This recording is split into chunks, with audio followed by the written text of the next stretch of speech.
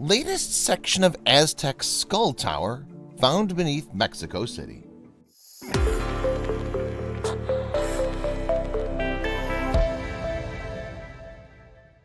Archaeologists made a fresh and frightening find during digging work in Mexico City this month. Skulls, an eye-popping 119 of them, arranged in a tower formation. It wasn't a shock, as similar sights were witnessed by them back in 2015. The National Institute of Anthropology and History, INAH, have actually been busy in the area for 5 years. The latest bone-based bonanza, resting 10 feet below ground, brings the total number of skulls up to 603.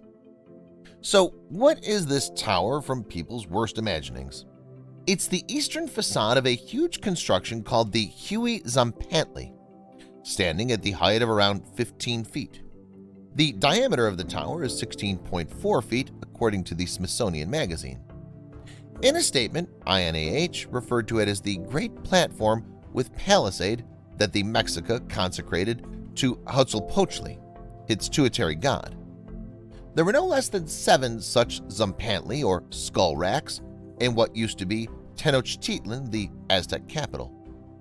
The example dates between 1486 and 1502, when the Tlatoani-Aztecotl government was in charge. Sky News writes the skulls are arranged in a circle-like shape on top of one another and with gaps filled with mortar. How did the unfortunate owners get there? Human sacrifice was a way of life during those times, with warriors literally losing their heads in order to satisfy higher powers. BBC News quotes Raul Barrera. The archaeologist comments the victims became gifts for the gods. They were possibly viewed as personifications of deities themselves. Tales of glory-seeking aside, it should be noted women and children are among the deceased. Smithsonian Magazine says there are at least 3 children's craniums in this east section. The age of the skulls was naturally determined based on their size and the development of their teeth. Before being installed in the Huey Tzompantli, it's believed people's heads were displayed on poles. These were inserted through the side. Smithsonian Magazine writes the collection of skulls was bonded together with lime, referencing an article in The Atlantic by J. Weston Phippen. The writer also mentions how circles of skulls got wider the higher they went. There's a mystery over what the bones were supposed to encircle. A formation like that in the eastern facade is seen as unusual. The practice of creating Tzompantli with the skulls facing inward was already documented before INAH went to work on their project 5 years before.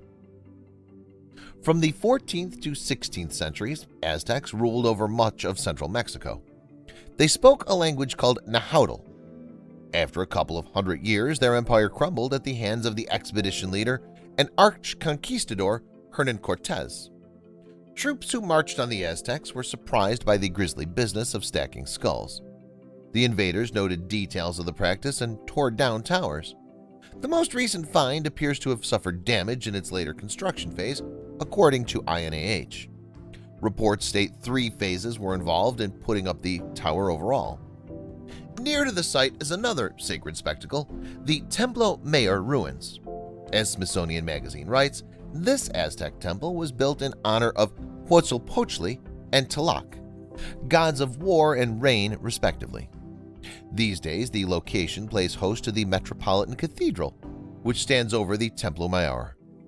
The BBC quotes Alejandro Frausto, the country's culture minister. He says the skull tower is, without doubt, one of the most impressive archaeological finds of recent years in our country. Horrific though it may be to modernize, the Huey Tzompantli represented not only an offering to the gods, but also guarantees of good fortune. Relying on almighty overseers to safeguard all existence was no doubt a serious pursuit.